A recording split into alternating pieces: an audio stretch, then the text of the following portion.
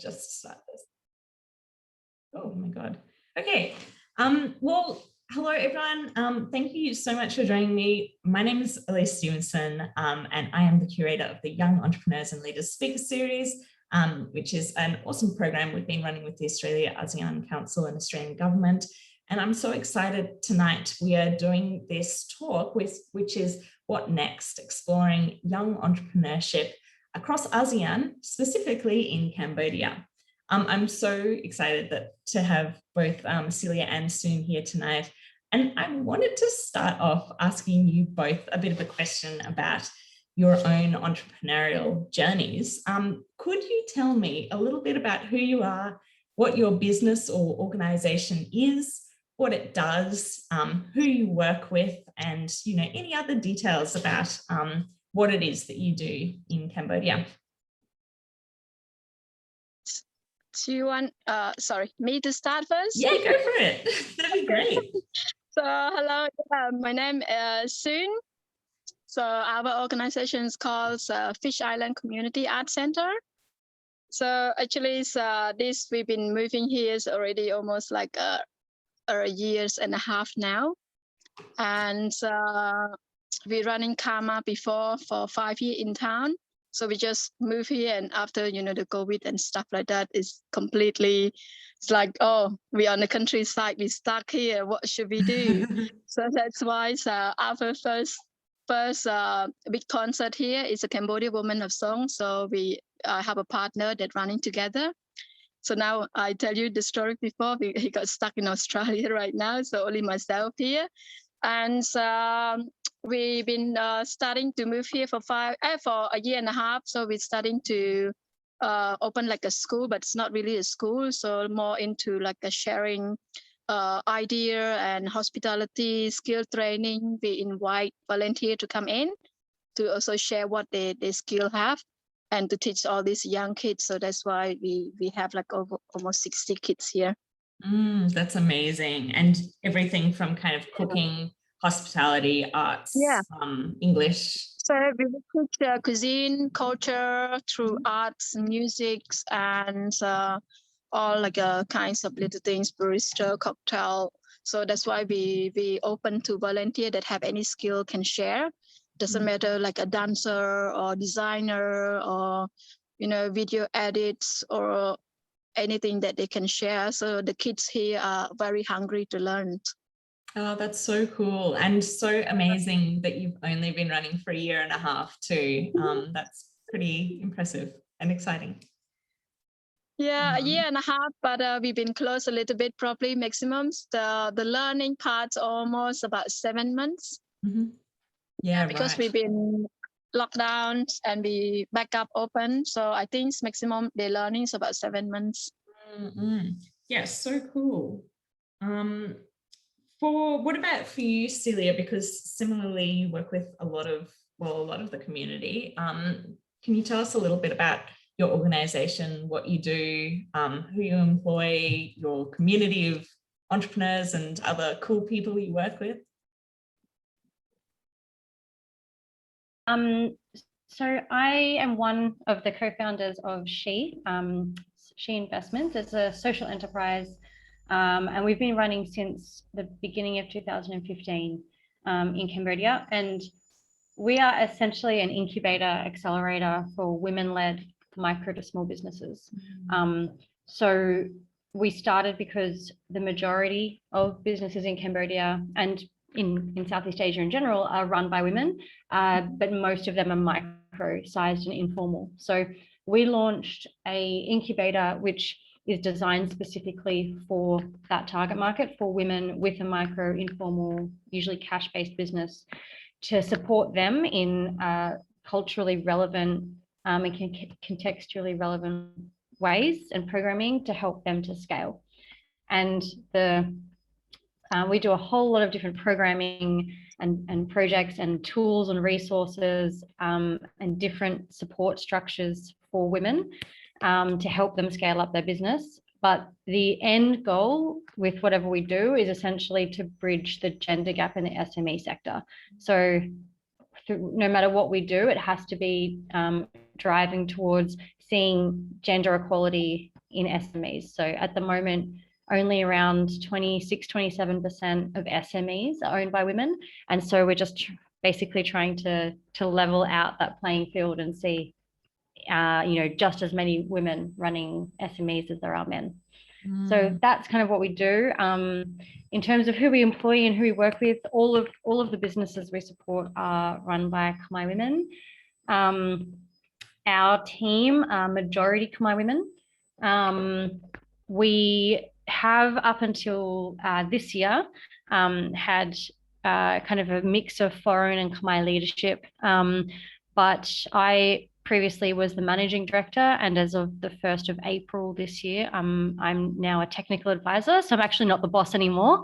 I'm still one of the directors and one of the owners of She, but I'm actually not the leader anymore. We have a really amazing Khmer woman who now leads our team and our whole organization in Cambodia. But we have, majority Khmer female team that are based in Phnom Penh, and then we have small teams in 5 provinces around Cambodia that are all delivering incubator programs and working with women in different communities around the country. Wow, that's phenomenal. That's really, really cool. And I imagine would have been a process to kind of move roles, but also really exciting and a good new stage in the organization too. Do you know off chance how many women you work with, or how many businesses you've worked with over the years?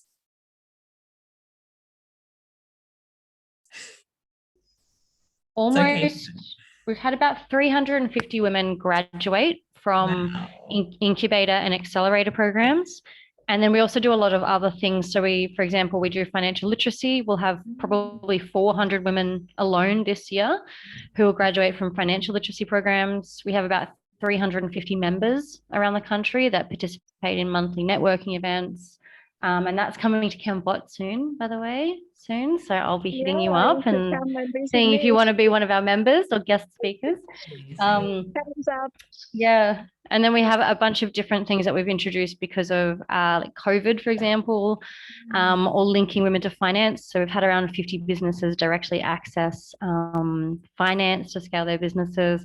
So we have a whole lot of different ways that we engage with people, but our core kind of incubator accelerators, we've had around 300 women graduate to date. And by this time next year, that'll probably increase to close to 500. Wow, that's so cool and really good to see that, there's just such a big desire for it, because there's certainly a massive need. And awesome that you're coming to Cambodia, because Soon's got a really great venue in the place that she runs at Fish Island Community Arts Centre. But for me, okay, so we've been looking at this. I mean, entrepreneurship has been, it's difficult in the best of times. For you guys, what or how has COVID actually affected what you do, for better or for worse? Soon, what do you think from your perspective, noting that you are a relatively small, young business?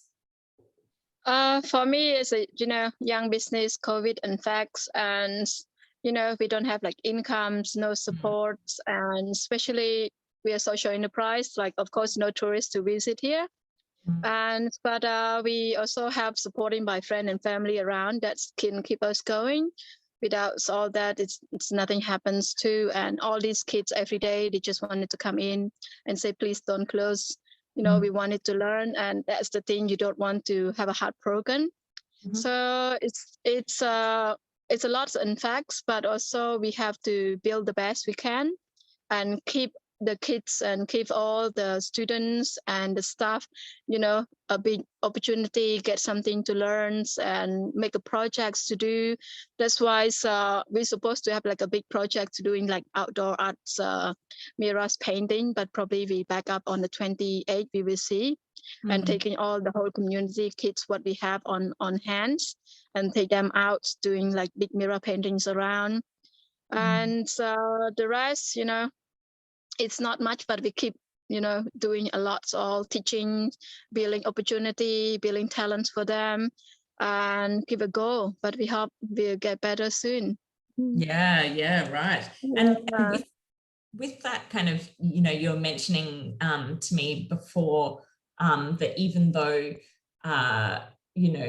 obviously you'd had lockdown for periods of a time, but there's also been kind of kids coming to your centre. It's not just for schooling that they're coming, they're often coming hungry and everything else. Like, how important has that been for the community and for what you offer too? It's like, for me, I live maybe about 7 kilo out from here. I born in Kampot, and especially it's here, it's not like in the middle in Kampot, it's out from Kampot. And there's a lot of people here, especially they are salt worker, they are farmer, they are fishermen, and the parents are busy, earns like $10 a day. It's not much to support the whole family. Some they not even have food because their parents went to work or they went for a different way, and they just come to school, it's time on, and they say like, oh, my mom haven't buy rice, or my parent haven't cooked. So it's like, okay, you cannot say, okay, go home to eat your food at your house first and come to school. So we always cook extra food, we always have extra fruit. I always buy extra stuff all the time so can live in the kitchen. Whenever they're hungry, they just grab it or we serve for them. So we always say it's like, we're not going to die, just share a bowl of rice and a fish together, make a happy smell and see them happy, enjoying the learning. That's the best you wanted to see. Yeah, of course. Yeah. It's also for you too, I imagine, the shut borders, and I know you're mentioning this before, but what's been the impact for kind of some of your international volunteers, and has that been difficult to navigate, I guess, the gap that the lack of international volunteers has left, or how have you been able to manage or cope with that? The volunteers now, like in Kampot, most of the expats already, I think they left back to the country. Most of the expats always like the retired one. So of course they retire, they don't want to be volunteer, they prefer to be, at home enjoying their time spent. So it's in fact a lot because it's only me is here. Everything's on my hand. I have to do all this. But sometimes, you have to keep going. You cannot like everything done that you've been studying for so long, for 5 years, you build up this and you see something, you want your goal to go farther, you want the success for them, you want to see them have a better future. It's like what everyone's hope. And for them, I always say to them, 3 years, we try to build this community training. We wanted to make plans for 3 years. If they are pass all the exam that I give them and train and teach them, we also going to looking for a job in town for them as well. So we teach them, they don't have to be worried about after I learn where should I find a job.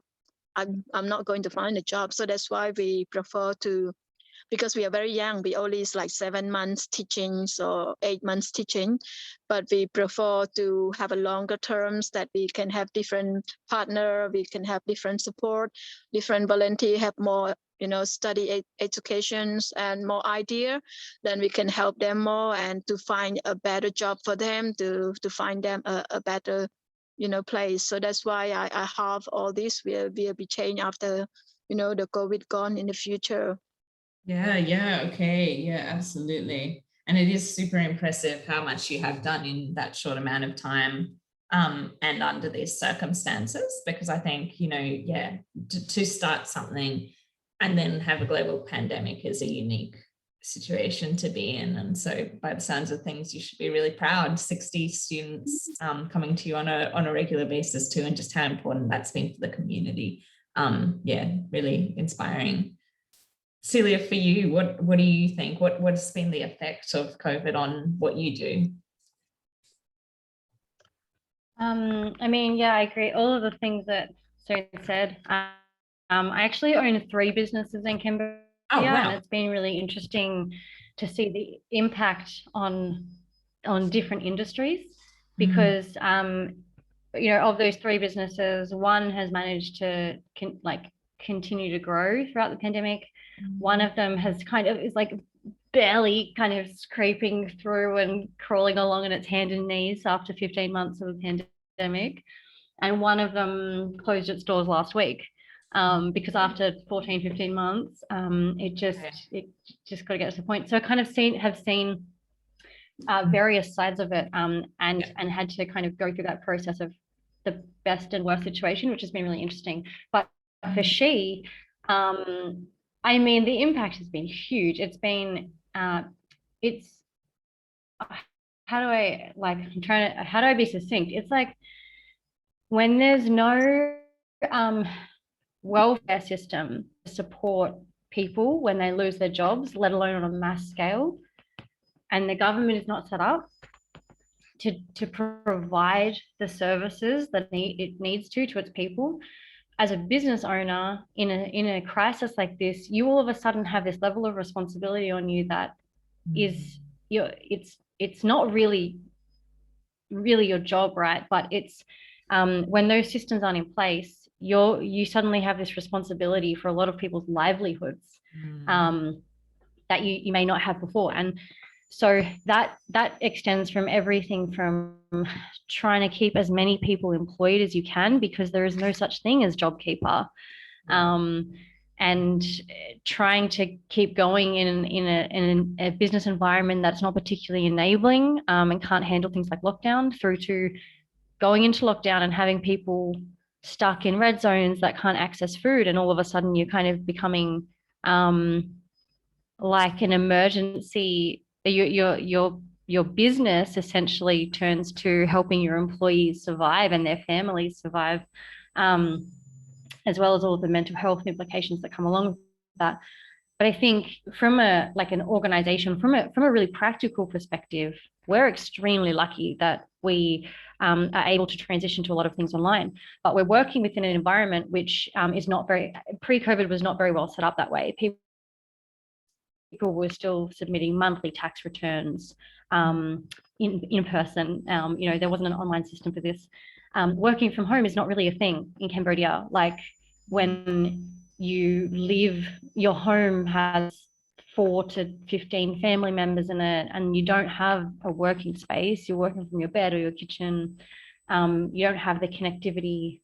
We had people like based in provinces who are using car batteries to charge their laptops so that they can deliver business training for women who are trying to help their businesses survive. There's a lot of people that, the emotional toll of that as well is really difficult for our team. But I think everyone was able to adapt really well. And I think that's probably one of the strengths is that of being a business as well, is that you're able to adapt really quickly.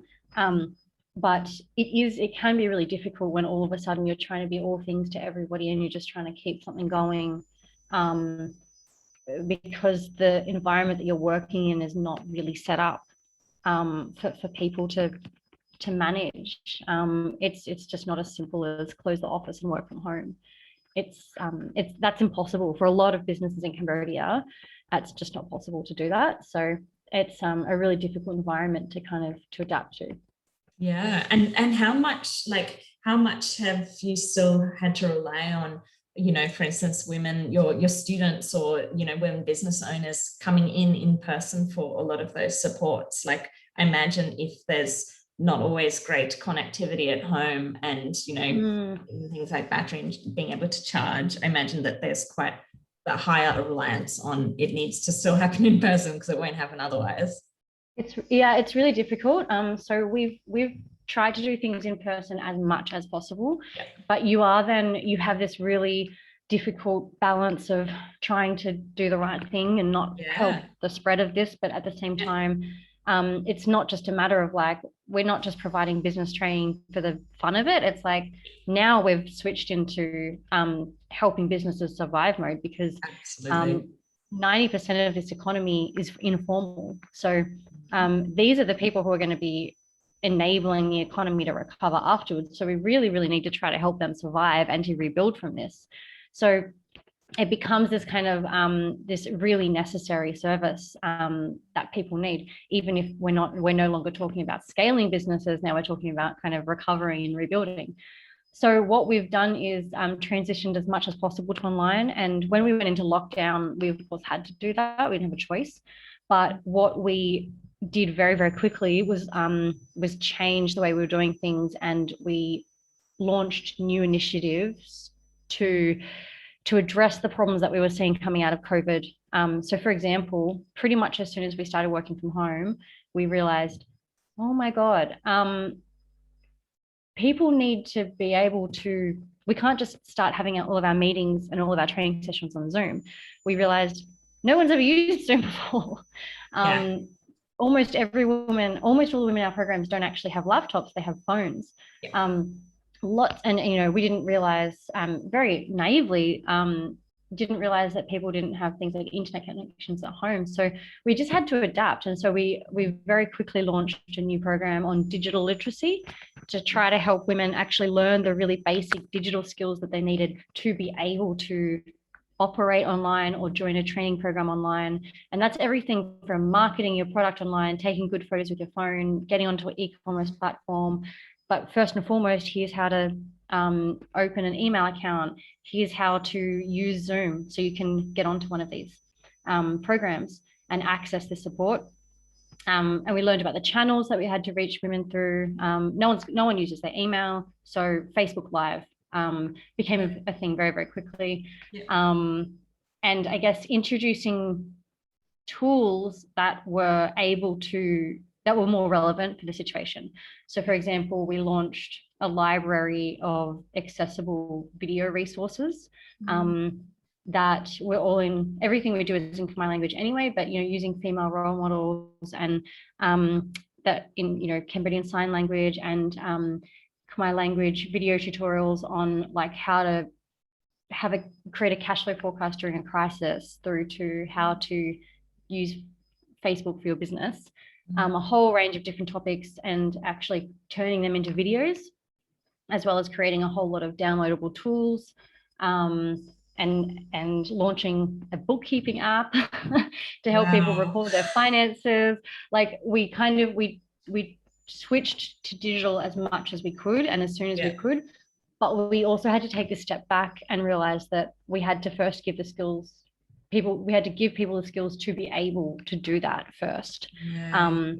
We couldn't just immediately jump onto Zoom and expect everyone to be able to follow. We had to really look at what the context was, and okay, if they don't know how to do that, we'll teach them. And if they don't have internet at home, we'll send people phone credit so they can use, so they can hotspot in and stuff like that. So just had to really take the lay of the land and constantly adapt each month.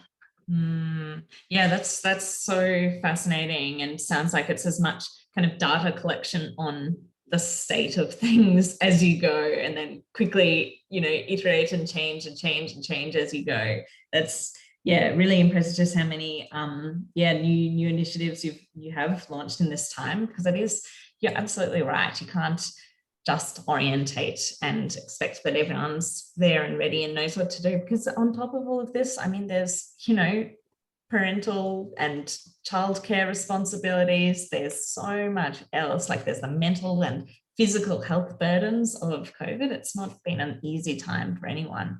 So that's just really interesting. So you already alluded to some of kind of the tools or techniques that you've relied on to adapt during COVID. What about for you, Soon? What's enabled you during this time to continue to do what you do, and still be able to teach students and kind of, add, art classes or other things as they crop up? What's helped you during this time? So the best thing that can help me these times, especially our neighborhoods or a few things that also give us some space that allow the kids to do some art. And they're also giving the kids say, okay, well done, you should do it. When we try to, this COVID impact all of us, of course, but also we got to keep them busy. We try to pick up all rubbish along the roads, and to make them understand should keep the rubbish. You cannot go and knock on the door, say keep away the rubbish, of course cannot. So that's why they say after we're doing all that, the neighborhood starting to be a part of seeing what we're doing. So they just have to clean up their rubbish and burn it. Of course, it's not good to burn the rubbish, but we don't have a trucks here. So no truck to come and pick up our rubbish. So the kids and we just pick up doing some artwork, pick up some rubbish on the street, and they just come up, try to helping us. That's the helpful thing. But of course, everybody's scared of everybody during this COVID. They don't want to come close to you, and they have to be aware of you. But we get all the kids doing all this other stuff. Pick up rubbish. We're going to have a bigger plans if Cambodia try to be a bit better. And we try to do shout out if any expat or any Khmer, anybody that can join, so we can clean up some rubbish road to road, block to blocks, and we can, pay for a truck to come and pick up, go to the rubbish company. But this time we're doing good, and we got lots of support from the neighbor. We saw doing like some food giving, because COVID and everyone's staffing, they lost all their job and they don't have much work. So I do like 100 family giving food away.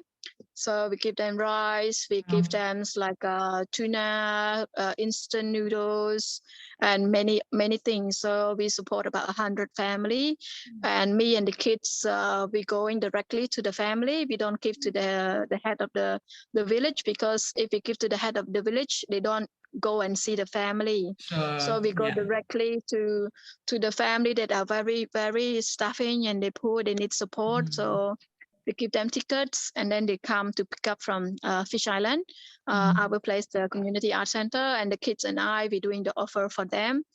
And that the biggest success, and we enjoying and happy. And they're also happy because, and affects people lost job, they don't have money, they don't have work, they starved, they need some food. So we're going to plan to do again, maybe the next couple months if we can, for the different spot, because all along this site, 100 family, we go house to house to find. So some part they say, oh, we haven't got yet, you need to give us too, we don't have food. So probably the next couple months, if we have some small support, we're going to do the other side of the Fish Island, and we're going to help them a bit more with that as well. Wow, yeah, and it sounds like that's a really good kind of marketing strategy too, because they can then come and visit you and see what you do, and potentially their kids can start to join in too for future sessions, particularly as things stabilize more. Yeah, because we not only teach them skill and training, we also teach them to be, honest and polite, and, share to helping, share to understand. And of course, they come from the poor background, but if they see this thing that they are doing with you, they probably growing up with a different idea and the different people as well. So that's why everything that we do, we try to get them involved. So we do like plastic environment. So we're giving away to the hospital and clinic and the police station. I make 300 bags with the lotus leaf, and we give away to the police station and all this, and everyone have to carry all the food and keep like 50 lotus. We pack all the rice and the food in the lotus leaf. We tie it with the banana skin, something like that. Yeah, so we don't use any plastic. We try to do like that. So stop all the environment, but we don't put any spoon. So they have to use hand or, use a spoon at home. And so all these things to show this young generation to understand, also to help about environment. And also it's a good time. It's of course COVID impact everybody. But also it's good timing that the kids have more time also for us here on Fish Island Community Art Center. So they have more time to come in, they have more time to learn more, because if they are on school, they only come 3 hours a day. So starting from 6 to 8 o'clock to 9 o'clock only. Oh, wow. Okay. Because they are studying in the morning and in the afternoon. So starting is like 5 o'clock, 6 o'clock to 9 o'clock.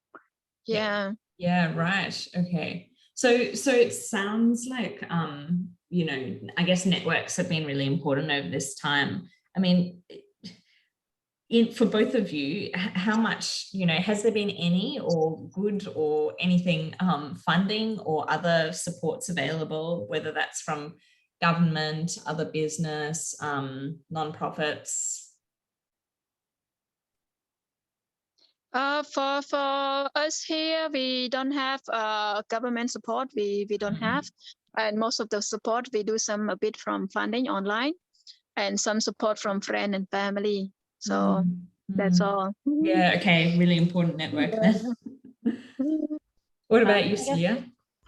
Yeah, I mean, we're pretty lucky. We're in a very different industry, right? But Soon, Yeah. I mean, I understand what you mean about my other businesses are or were in hospitality. And there was certainly not only no support, but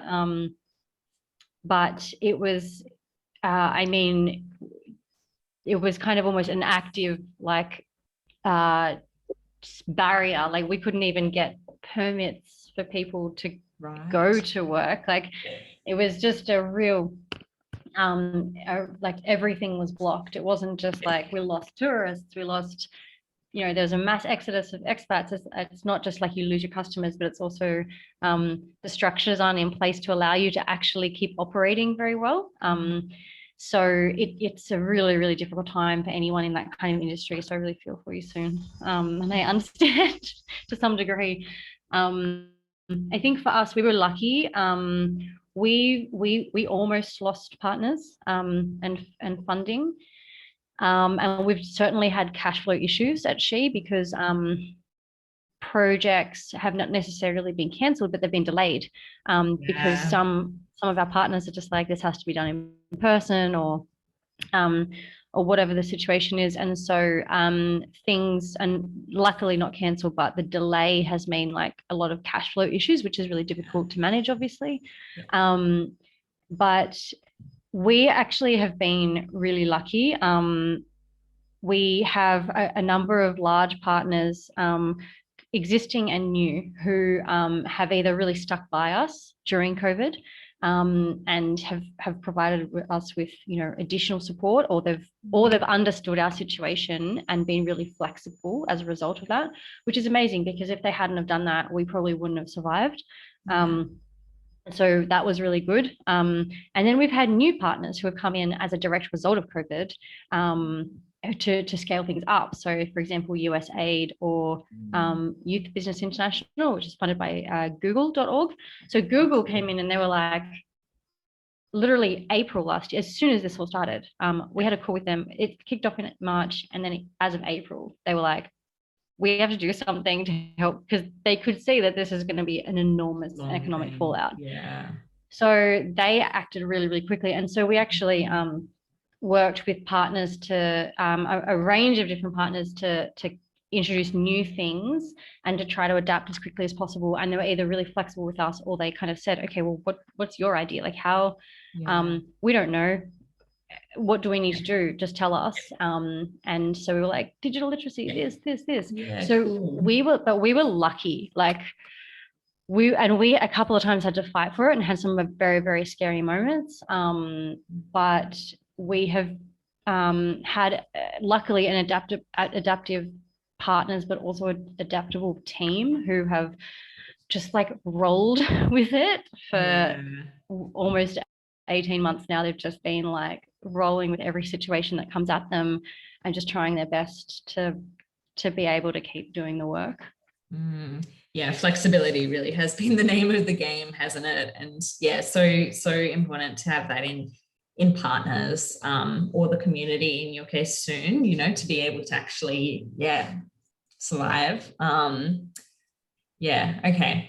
I guess from here then, we're kind of getting, I don't know, it feels like we're getting out of it, and then we get rolled back into it. It's certainly at times I feel like, we're expected to be back to normal, and yet we're still in a total global pandemic. Looking forward for you both, I want to know, like, what's the big dream? What would you love to see for She and for Fish Island, Community Arts Centre? What's the big dream that you would like to see happen?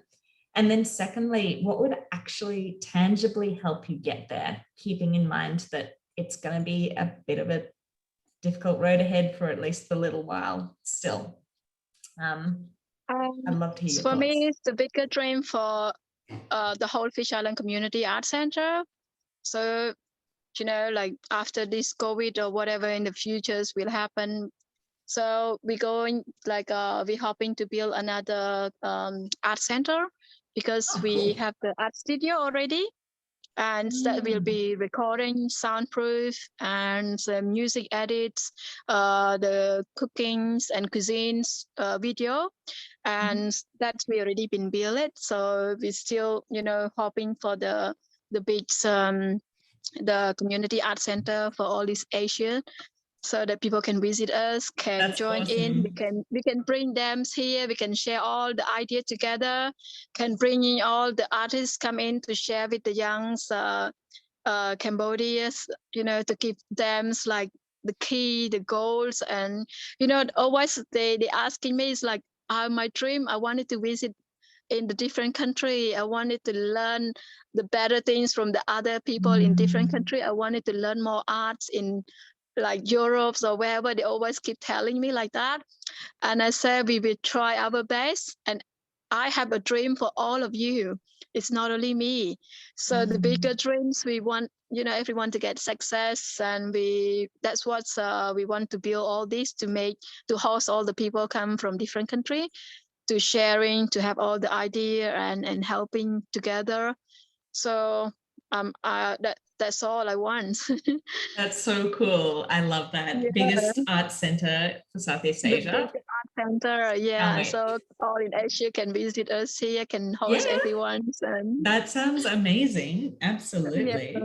And so looking at what would help you make that happen, would it be funding? Would it be mentoring? Would it be exchanges overseas where you can learn how other people are doing it? Would it be networks?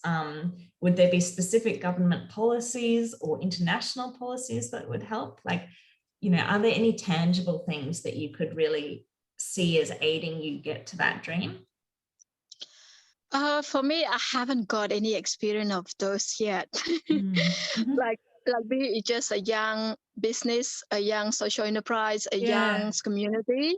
So for you to asking me, I hope from everybody that I can, it doesn't matter where that opportunity is coming. I believe, from all our hard work and all our truly working on hands and giving all this to our kids and the community here, and they will see that one day, and making our dream come true, all of us, not only me here.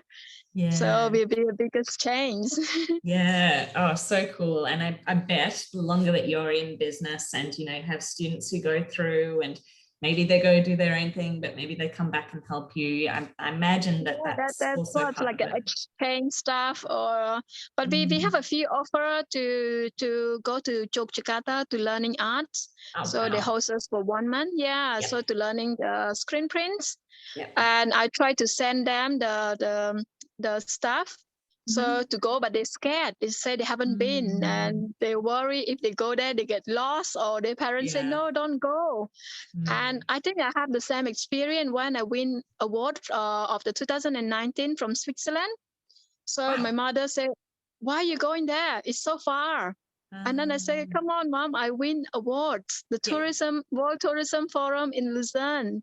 And why don't you allow me to go? And she said, oh, after you get lost. So I understand what they are thinking. So it's the same. Every parent in Cambodia, especially they come from, after the Khmer Rouge time, they think like you might cheating on someone or you might get lost on the plane, and they will asking you how you do that and how you go. So all these little things. Yeah, absolutely. Absolutely. It's community education and trust building, confidence building as much as anything. Yeah. And congratulations on that award. That sounds amazing. Oh, thank you. So cool. Very impressive. Well, hopefully the tourism market also returns swiftly. I imagine that will. That's what we hope. We all hope so for everywhere, not only Cambodia, That's why if got tourists, we can build up more, we can support more, we can share more. Yeah, that's right. Exactly. Yeah, so integral. What about you then, Celia? What's the big dream for She, and what would help you get there? I feel like Soon kind of answered this question really, really well for me, because she's basically the epitome of exactly why we exist and that's awesome. What would help us to grow. Like we want to continue growing, to continue scaling our program so that we can support women like Soon. Like you can see that she's employing people in her community. She's like driving so many solutions. Like, you're looking after so many people and you're trying to do your best and help your community recover from this. And that, so we want to scale up and support as many women as possible exactly like you to do that. Because at the end of the day, like, you are the one you are a perfect example of the people who are holding up the economy as it is now, and who will be helping it to recover and rebuild after this. It won't be people like me running businesses. It will be people like you who are actually doing that within like your local context environment, the way that it needs to happen. And you know what is best needed. And so I think that what we need is people to really recognize the potential of that. That just because women are running, they're not running the next Facebook necessarily. They might one day, amazing, but their businesses tend to be smaller. They tend to be more community focused and community driven, but they are literally the ones who are driving any economy. And we need to kind of really invest in them, like really properly invest in them, and recognize that potential, because in the years to come, they are going to be the ones who are helping us to recover from this. It's not going to be like the huge companies and all of that who are going to make it happen. It's going to be like that micro to small informal economy that employs the majority of people across the region that needs to kind of recover from this. So yeah, I guess that's my long-winded answer to basically say what would help us is scaling up our support so that we can basically support Soon and as many women like her as possible with the stuff that she needs, whether that be access to finance to keep the business going, or to help it grow, or resources or training or mentorship or support, whatever that might be.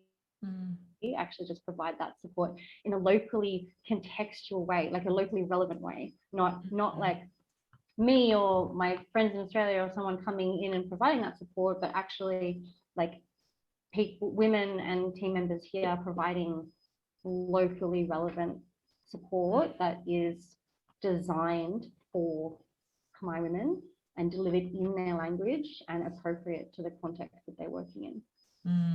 That's super cool. And I like that you mentioned recognition, because I think so many aspects of gender inequality and however that manifests, whether that is through business and the fact that women make up the bulk of the informal economy and all those other things. I mean, really that is so valid. It's so valid for getting funding, for support, for building the capacity you have to work with a range of different women and businesses and outreach. So that's a really a good point that hasn't been raised in my roundtables so far.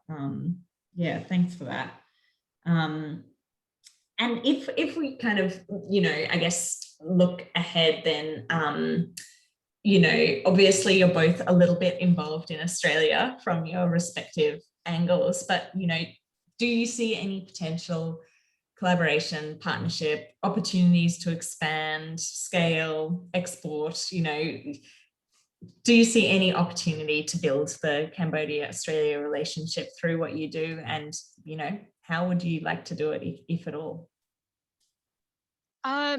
For me, of course, we'll be very happy to partnership with, Australia government or Australia partner, and, to also host the young talents, or, especially before I got the groups of the kids from Australia. So they always send the kids from Australia to come to join my tour. So one year they send about 25 kids. So it was like between 16 to 20 years old. So that's kinds of things will be very helpful. And especially now we have a community art center here. And, we're probably looking for a young volunteer that can help share skill. and any kinds of real skill that can also sharing with the kids community here on around Fish Island or in Cambodia or the whole Cambodia. Everyone can come here to learn. So that will be a great partnership, and we believe we'll in the future some things will be bigger and lots of changes for us here. Yeah, really cool. And I'm sure there's tons of Australians who are really looking forward to being able to visit again. What about for you, Celia? Any Australia partnerships? So many opportunities. My co-founder is Khmer, this really amazing Khmer woman, and one of the opportunities that she actually got from the Australian government a couple of years ago now was to travel to Australia and participate in a study tour that was about trade and export. And she came, and there was only about 4 or 5 women from Cambodia that were involved in that. And she came back and was just like just mind blown as to what the opportunities were, and the opportunity to see what another country was doing and learn from that, and then come back and see like, okay, how could we potentially adapt some things here? But also there were a lot of, I think, shared learnings, because I don't think, it's not like one country knows more than the other, but there's a lot of shared learning opportunities there, and I've certainly learned a lot from her. But I know that I've learned so much from having the privilege of being able to be in Cambodia and learn from Cambodians in my work, and from my Cambodian co-founder getting the opportunity to have a tiny part of that. When the roles were reversed a little bit, I can see how beneficial that's been for her as well, and therefore for our organization and the women that we support. So I can definitely see the value in things like study tours and exchanges. But I think that moving forward, what I would really love to see is investment in the private sector to be able to number one, formalize, because when you have only 10% of an economy that's formal, there's only so much you can really do. When you've got 10% of the private sector paying tax, that you can't do a whole lot. But there is so much investment that needs to be made into enabling that formalization to happen, and for entrepreneurs to be able to transition into the formal economy. And from there, being able to take steps to be able to actually participate in a more regional or even global economy, because until you have the structures in place in the private sector within the country that you're operating in, you cannot participate equally in a regional economy either. And so I think a lot needs to be done to build support structures, build the capacity of entrepreneurs locally in different countries around the region, and then get them to the point where they're able to more equally participate regionally. And I think that is what will really, really not just form those relationships, but that's where, this is how the world works. We trade, we export, we have economic relationships with each other, but you have such a huge part of the economy that's not able to participate in that. But if they had the capacity and the enabling environment to help them get there, that would be beneficial for everybody.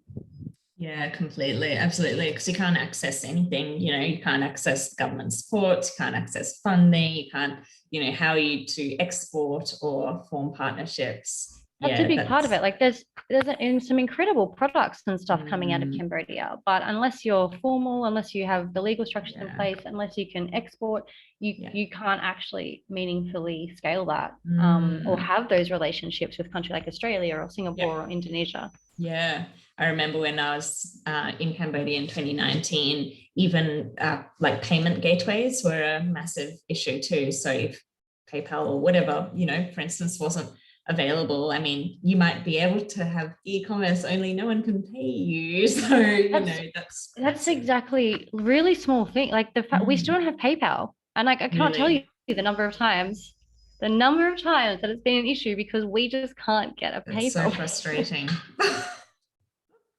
But it's small things like that they go so far. Of course, that's right, exactly. And it's a relatively simple fix, if for companies, for instance, or for government to be able to switch and say, actually, look, let's enable this. But until then, it's massive challenge. And I think that kind of collaboration between government and private sector as well, that needs to really be, I think, scaled up, because government can only do so much, private sector can only do so much, but they're both influential in their own way, and the private sector can move really, really quickly. And those potential collaborations and working together, that's how stuff really happens and really gets done. Absolutely. They don't need to happen in silos. Completely. Yeah. Well, that's all very good points. Thank you so much. This has just been such an amazing discussion with you both. I think there's so many really critical learnings, and the more that I do this, the more, I'm of course, I still, run Social Good Outposts and the rest, but I also am a researcher at Griffith University. And so, I see all these research opportunities because I'm just like, we need to know and do so much more in this space. And I work a lot in policy. My whole research role is around policy and how governments can do things better. And so I bridge the entrepreneurship government world. And yeah, I 100% agree. Thank you both so much. I'm just going to switch off the